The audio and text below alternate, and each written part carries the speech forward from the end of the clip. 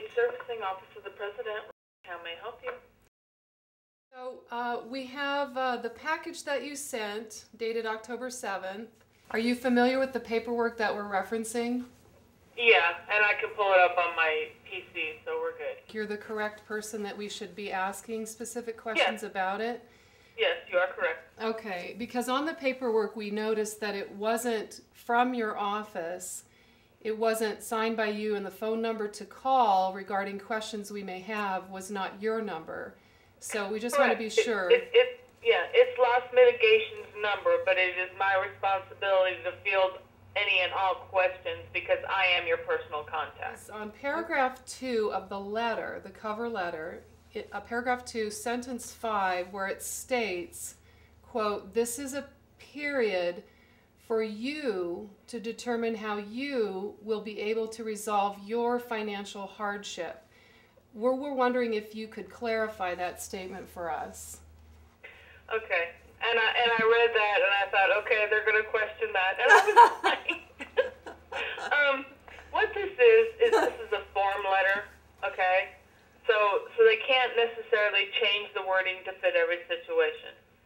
Nancy, in your particular case, this is a mod SF is what they like to call it. And what that means is they're doing this to make sure that you can make the payments that would more than likely be what would be in the modification should you get approved. So it's more of a trial period, so to speak, but they don't have a trial period letter for traditional modifications, so they take whatever letter they can, change what they can, and send it out. So in this particular instance, you've already got that taken care of because you know that they're going to, once you've made that fourth payment, they're reviewing you for a modification automatically. So you've already got something in the works to resolve the hardship. Does that make sense?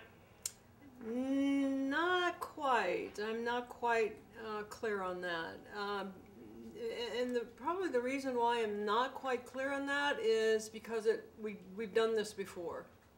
Right, and I understand that, and I'm more than well aware of that.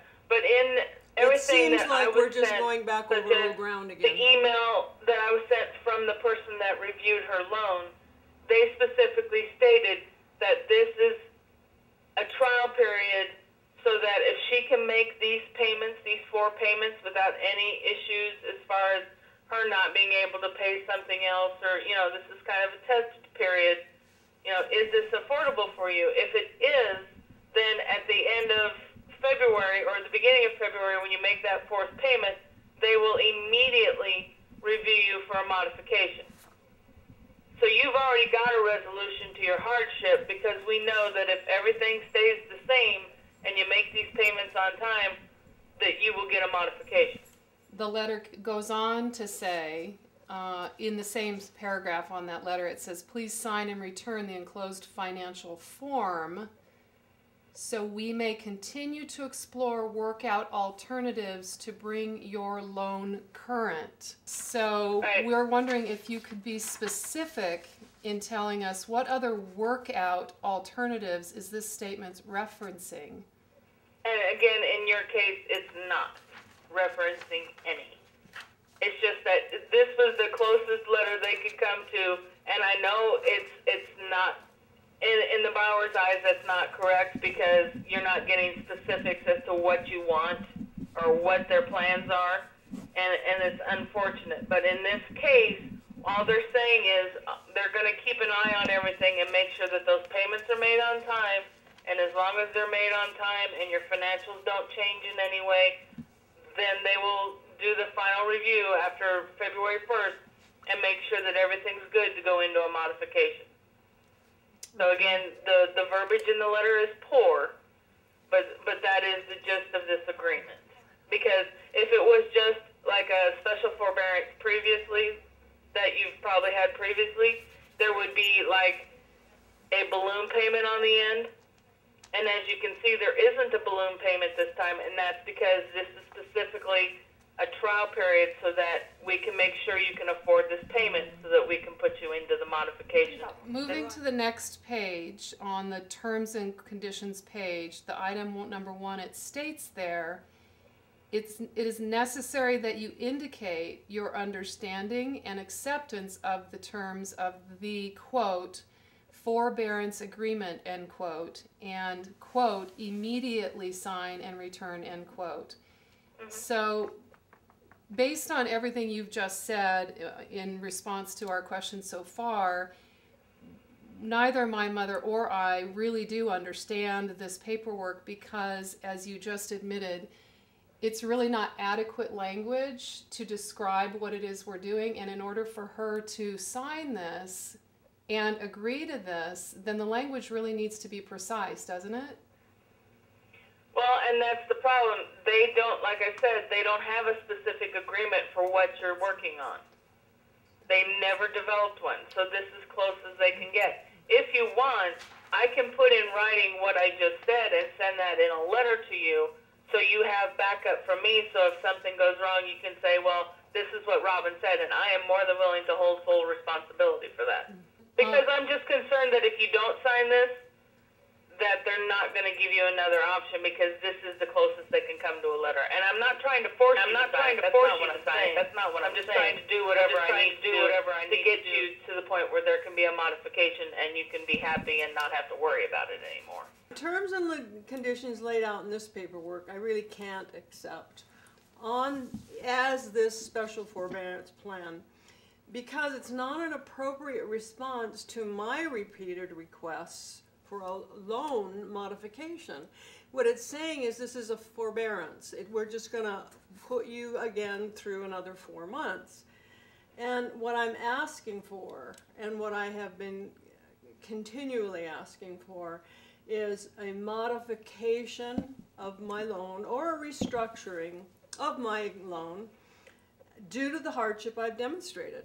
And I would like to go back to paragraph 2 where the letter states, this is a period for you or me to resolve my financial hardship. So as I understand the statement, wouldn't resolving my hardship disqualify me from the key factor that is required in obtaining a loan modification? The question I think that we both have is that when you say in your letter that it is incumbent on her to prove her ability to resolve her hardship, but if she were to prove in the current form you've sent, proving that she can qualify for this, doesn't that disqualify her from actually achieving the original goal, which has always been loan modification? This is only forbearance, which merely in this letter clearly states it puts her right back into qualifying for the existing payment on the current loan. So we're looking for an answer about qualifying under these terms would then put her disqualified for the loan modification, and that is putting her in great jeopardy. Correct. Making these 4 payments shows Wells Fargo that you can afford these payments. If you can't afford them, then we're not going to put you in a situation where you're going to end up right back where you are currently. Sure. So they want you to make these 4 payments to make sure that it is something you can truly afford. And that's the case with any modification we have, whether it's HAMP or anything else. You have to go through a trial period and make the payments that they have set up so that they can ensure that, yes, Nancy can make these payments that we have set up, and that when we get to that modification point, these are the payments that she can afford. And then they will set the modification up. Those will be your monthly payments, give or take because of escrow account, taxes and insurance. But you have to approve, the investor has to see that you can actually afford the payments, because they're going off the figures that you've given as far as expenses and income. Yes. And if something were to happen in those 4 months where you can't afford that, they want to make sure that this is something that Nancy can truly afford. You and I spoke last regarding Wells Fargo. You said in our last conversation that Wells Fargo was not, quote, yet equipped, end quote, was your quote, to provide borrowers who are experiencing hardship any principal reductions as a component of making homes more affordable. And for you, keeping them in your home, as you stated clearly, is your primary objective at Wells Fargo. So we're just curious, is that still the case, Robin? Has Wells Fargo been able to implement, since we last talked, a principal reduction component to helping it be more affordable for her to be in her home? Or is that not available any longer yet? It is not available yet. And again, I know the last time we talked, I said it is something coming. And again, it is something coming. It's just they're still working on getting all the bugs worked out of it. So at this time, this is the options that we have available. But recently we did read some information on the news. This was an article we read dated March 4th, 2010, in which a spokesperson for Wells Fargo Bank by the name of Deborah Bloom was quoted in the news release in March as stating, quote, Wells Fargo uses both principal set-asides and principal forgiveness in helping borrowers who are seriously delinquent on their loans, end quote. Then later we found an article that stated back in 2009, so going on a year now, Wells Fargo signed an agreement with the U.S. Treasury Department where, along with principal rate reductions and term adjustments, they are providing principal reduction programs for certain loans. So I'm just curious how you respond to that.